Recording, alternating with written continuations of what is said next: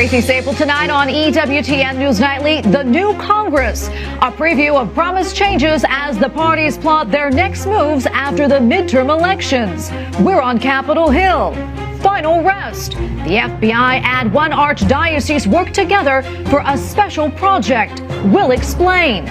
Soul food.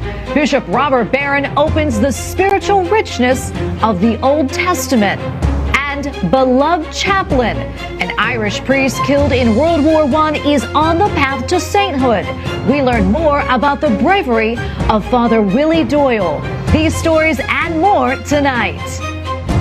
From EWTN, the Global Catholic Network, this is EWTN News Nightly.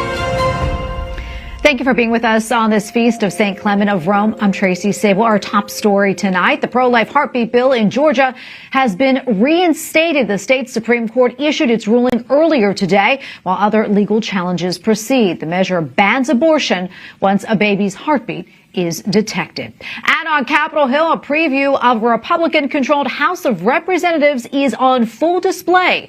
Current Minority Leader Kevin McCarthy is demanding the Homeland Security Secretary resign or face impeachment. And lawmakers expect other changes come January. Capitol Hill correspondent Eric Rosales has a preview. Minority Leader Kevin McCarthy was at the southern border yesterday with about 6 other lawmakers from Capitol Hill. He thanked Border Patrol for their service, but didn't mince words about what he saw. If Secretary Mayorkas does not resign, House Republicans will investigate every order, every action, and every failure. Will determine whether we can begin impeachment inquiry. He also said changes are coming to the U.S. House and the way it is run. The era of one-party Democrat rule in Washington is over. Washington now has a check and balance. The American people have a say in their government. And this new Republican leadership team is ready to get to work to put America back on the right track. Leader McCarthy also says proxy voting will end and members need to be present to vote. As for the House Democrats, caucus chair Hakeem Jeffries will take over as minority leader and says he's optimistic about working with Republicans. I do have, I think, a much warmer relationship with Steve Scalise. Look forward to working whenever and wherever possible, however, Jake, with the entire House Republican Conference and the leadership team to find common ground to get things done for everyday Americans. Other Democrats are also eyeing the 2024 elections and intend to take back the House again. This is a House Democratic caucus where the majority of members were elected since 2018. This is a battle-hardened House Democratic caucus. People know why we are here. People know what they stand for. People know their districts. And we're going to be ferocious on the campaign trail. In the Senate, Majority Leader Chuck Schumer and Minority Leader Mitch McConnell will continue with their posts. Republicans say that they will continue to fight for the unborn and conscious rights. At the Capitol, Eric Rosales, EWTN News Nightly. President Joe Biden calls a mass shooting in Virginia a horrific and senseless act of violence. The White House also condemns the overnight terror attacks in Jerusalem. As for the president, he is vacationing with his family in Nantucket. But before he left, he also released a video about student loans. The Secretary of Education is extending the pause on student loan payments while we seek relief from the courts. President Biden wants to cancel student debt for millions of borrowers, but court rulings have said he does not have the power over the congressional budget. The president wants the U.S. Supreme Court to make the final decision. In the meantime, federal student loan repayments continue to be placed on hold. The church in Germany is set to change its employment laws and will allow workers regardless of their sexual identity or way of life. The country's bishops' conference announced the update yesterday. Around 800,000 people work for the German church and its organizations. Pope Francis weighs in on the concept of spiritual consolation. La consolazione è un movimento intimo che tocca il profondo di noi stessi. Il saluto liturgico At his weekly talk to pilgrims at the Vatican, the Holy Father calls it the profound inner joy given to those who see God's presence in everything. He said the trait can be found in many saints. The Holy Father also sent his greeting to the players and fans at the World Cup in Qatar. The 32-team tournament began on Sunday and ends December 18th. A group highlighting persecuted Christians around the world is wrapping up a week-long initiative known as Red Week. According to its latest report, oppression and persecution of Christians has increased in 75% of the countries surveyed over the past 2 years. Aid to the Church in Need supports more than 5,000 projects in around 140 countries each year, helping Christians live out their faith. Joining us now is Philip Azores, Secretary General for Aid to the Church in Need. Philip, great to be with you. Can you tell us more about this initiative, and also why is today Red Wednesday? Can you explain that to us? Red Wednesday is a global initiative by the Pontifical Foundation Aid to the Church in Need. It is about raising awareness across the globe for the plight of Christians, especially persecuted Christians. The initiative consists mainly in lighting landmarks in red across the world. We're speaking of the Houses of Parliament in London, many cathedrals, monuments like Christ the King in Lisbon or even in Sao Paulo. So really a very visible initiative in order to get media attention and political, faithful attention around the world to the growing persecution against Christians in many countries, the possibility to pray for them and also to support them. And I know that you recently presented a report on persecuted Christians around the world. Can you tell us some of the findings and also what stood out to you? The report we present every 2 years, Persecuted and Forgotten, focusing on the persecuted Christians, is an extract of our other more global report on religious freedom, the Religious Freedom Report. And in this report, Persecuted and Forgotten, now we focus on 24 countries where there has been persecution in the past. And these countries are mainly in Africa and Asia. And we see that, unfortunately, the persecution of Christians has increased. Many African countries now, for example, suffer a growing threat from extremist Islam. We speak of the Sahel zone, Nigeria, even countries like Mozambique, or in the Middle East, the suffering of Christians from persecution either by the state or terrorist groups is growing or is still present in countries like Syria, and even if it's improved in Iraq.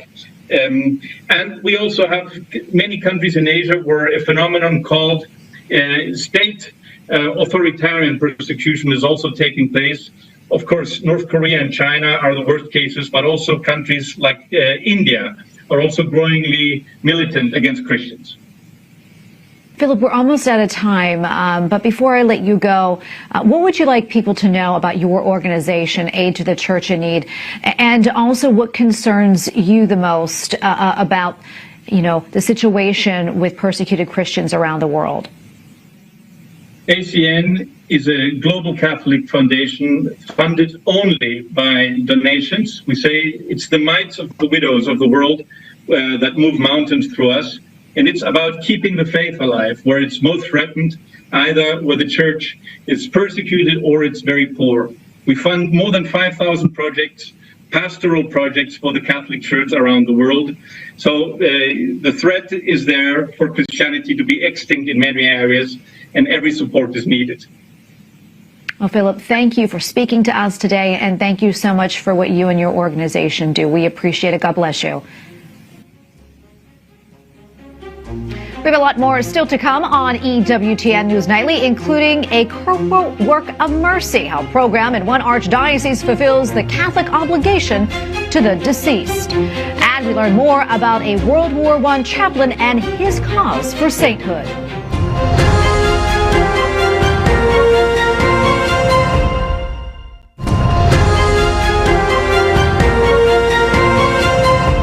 Thanks for staying with us. An FBI mission with a surprising partner, the Archdiocese of Detroit. Together, the two laid to rest nearly 600 crime victims. Joining us with the story is Bob Hojanacki, Director of Cemeteries for Catholic Funeral and Cemetery Services in Detroit. Bob, welcome. Pleasure to have you with us today. Let's get right to it. Can you tell us a little bit more about why the FBI sought the help of the Archdiocese? Yeah, so the FBI reached out to us. It was the Detroit office, and just glad that they were thinking about wanting to give these the people a proper burial. So they went on the web and searched, and they saw that we had a couple of our mission programs, the All Souls Remembrance Program that we do monthly, and Gather Them Home, which we do on All Souls Day, both of which lay to rest cremated remains at no cost to the families. We've done here in Detroit just shy of about 7,000 interments, and nationwide for CFCS, we've done over 20,000. And Bob, I know the Bureau was hanging on to the cremated remains of nearly 600 victims for quite some time. What can you tell us about these people, and why were they never laid to rest earlier? So it was a case, and I can't go into a lot of detail, but it was a 10-year case that they needed to take all the way till they were brought to closure. They did reach out to families, and surprisingly, we did, close to almost 600 cremated remains to lay to rest in our cemeteries. But they found families for about 200, and they exhausted all their resources. So then they saw what we had on the web. We spoke with them. They were uncertain if we were going to be able to take that amount on, but our team went to work. We picked up the cremains from them, had them all tagged and labeled correctly, and we were able, it just so happened that it correlated into All Souls. It was only a couple weeks before that, so we were able to do the committal service and lay them to rest on All Souls in our cemeteries. Yeah, and I understand that that also included a special mass or a ceremony. I'm sure that was pretty emotional. Can you tell us more about that? It was very emotional. We've been doing these programs, these mission programs, for probably about 6 to 7 years right now. And we do a third Friday Mass monthly at our cemeteries that we'll take in through our All Souls Remembrance Program cremains that have been left behind, either at funeral homes, at the morgue. Families have them, don't know what to do with them. They may be at their house. They didn't even know that they were there when a family member passes, and we'll take them in at no cost and do a proper committal. We probably do 30 to 50 monthly. And then our All Souls Day, we do 3 masses here at our cemeteries. Archbishop leads Mass at Holy Sepulchre. And we had about 400 people that attended the masses this past All Souls Day. And besides the FBI that had close to 600, we had another 200. So we had almost 800 cremains that we laid to rest. And to see, there was a couple things that stood out to me. One, when we laid out all the FBI's cremains around the altar that we had Mass at Our Lady of Hope Cemetery, you just take back and take a breath and think of all those people that are there with us and were being laid to rest. And then to see after the Mass, for families that did attend, we did the committal service and laid them rest in a crypt right after the Mass, and to see the families surround and people crying and just bringing closure to people, it was very, very special. I'm sure.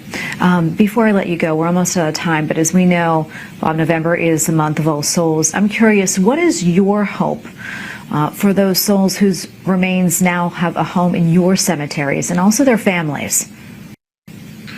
Well, we're all God's children, and we should be buried in consecrated ground. That's the first thing, and we hope to bring closure to families. Our staff members pray every day for everyone that's laid to rest in our cemeteries. We're here to serve and educate, and if we can do that, we hope that our hope is to be the best part of someone's worst day. We just want to be able to help and serve people, and that's what our staff does, and I'm just glad to be part of this whole business. Well, Bob, thank you so much for speaking with us, and thank you for what you do. We appreciate your time today. God bless you. Thank you very much. Take care. Up next on EWTN News Nightly, Know the Bible. Bishop Robert Barron taps into inspiration from the Old Testament. Plus, why a World War I chaplain from Ireland is now on the path to sainthood.